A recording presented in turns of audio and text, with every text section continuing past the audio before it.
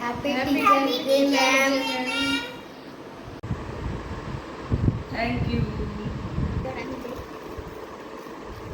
এবার সাথী দিকে রিয়া দিয়ে যাও। Thank you.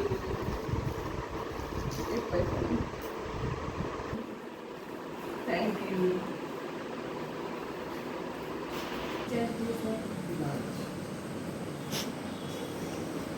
হ্যাপি টিচার কেন teachers day Happy Teachers Day. Thank you গিফটটা খুলছি। কি আছে রে? কোন দিকে খুলবো রে? ও বাবা, এ তো এত টাইট ফাইট করে বেঁধে দিয়েছে। হ্যাঁ, কতনু বেঁধে দিচ্ছে এরকম দোকানি।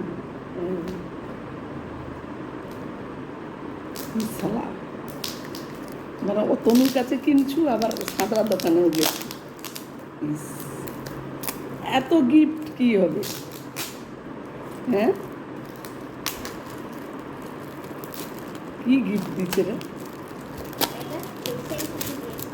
ও, খুব সুন্দর জিনিস তো। অ্যালবাম না? বাহ, দারুণ জিনিস রে।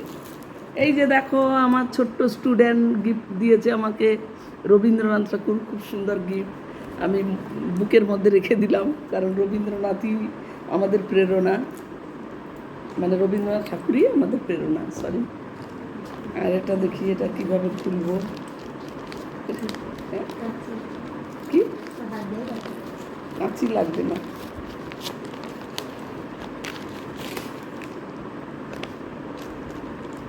একটা সাথীর গিফট নেই? আচ্ছা, খুব ভালো। এই যে দেখো, পেন দিয়েছে, খুব সুন্দর, ভালো লাল পেন, লিখতে সুবিধে হবে, মানে এদের খাতা দেখার জন্য। আর এটা আমার মেয়ের গিফট, মেয়ে দিয়েছে আমাকে। কি কি একটা গিফট সবাইকে দিচ্ছ না? আলাদা আলাদা আলাদা, আমার জন্য আলাদা গিফট। তার সাথে এই ছোটো ছোটো চকলেট নাকি? মা কি চকলেট খায়? একদম খায় না।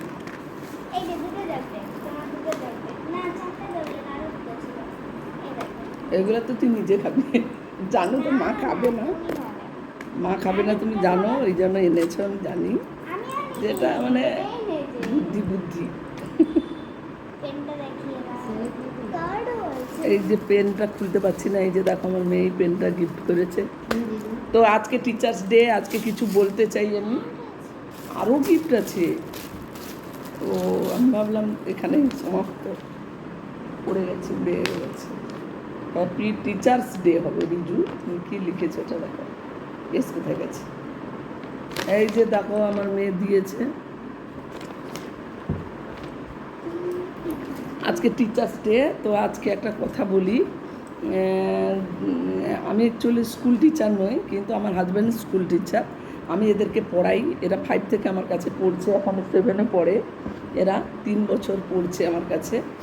তো যাই হোক, মানে ওই ব্যাপারে আমি একটু কথা বলতে চাইছি। আমার মেয়ে যে গ্রিফিংসে পড়ে, স্কুলের সম্পর্কে বলি। আমার মেয়ে যখন অসুস্থ, শুধু মানে টিচার যে ক্লাসে পড়াচ্ছেন তা নয়, কিন্তু মানে বাচ্চার শারীরিক কেয়ার থেকে সব কিছু কিন্তু ওরা, মানে স্কুলের ম্যামরা মানে খবর রাখেন আর কি। যখন আমার মেয়ে খুব অসুস্থ হয়ে অ্যাপেলো হসপিটালে অ্যাডমিট হলো, তখন স্কুল থেকে কিন্তু ম্যামরা খোঁজ খবর নিয়েছেন। এবং পরীক্ষা, মানে আমার মেয়ে সেপ্টেম্বরের 4 তারিখে বাড়ি ফিরেছে হসপিটাল থেকে, 6 তারিখ থেকে এক্সাম। হেডমিস্ট্রেস ম্যাম বললেন যে ও তো মোটামুটি পড়াশোনায় খারাপ নয়, তো আপনি জাস্ট 1 ঘন্টা, যেহেতু এক্সামটা হবে, ও যদি সুস্থ থাকে তো পাঠিয়ে দেবেন, 1 ঘন্টা স্কুলে এসে চলে যাবে। তো তখন আমার মেয়ে মোটামুটি সুস্থ ছিল, তো পরীক্ষা দিয়েছিল এবং ভালো মানে মার্ক পেয়েছিল।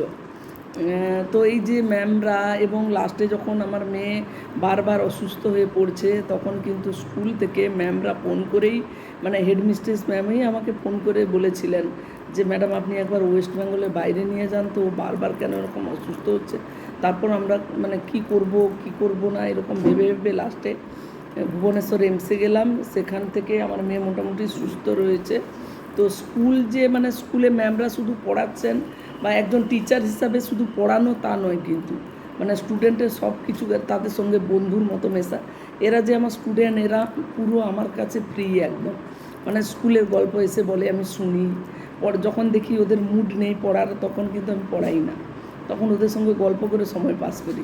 কারণ কেন করি, যে ওদের কাছে যদি আমি ভালো, মানে ওরা যদি আমার খুব কাছের হতে পারে তবে কিন্তু ওরা আমি কি বলছি কি দিচ্ছি সেটা নেবে। যদি আমার সঙ্গে ওদের ডিস্টেন্সটা তৈরি হয়ে যায় তাহলে কিন্তু ওরা হয়তো আমি পড়িয়ে যাচ্ছি ওরা শুনছে না, এরকম ব্যাপারটা হয়ে যাবে। তো সেই কারণে মোটামুটি স্টুডেন্ট মানে শুধু যে ছাত্র পড়াশুনো, তার বাইরেও মানে টিচার স্টুডেন্টের একটা আলাদা সম্পর্ক থাকা উচিত আমি মনে করি।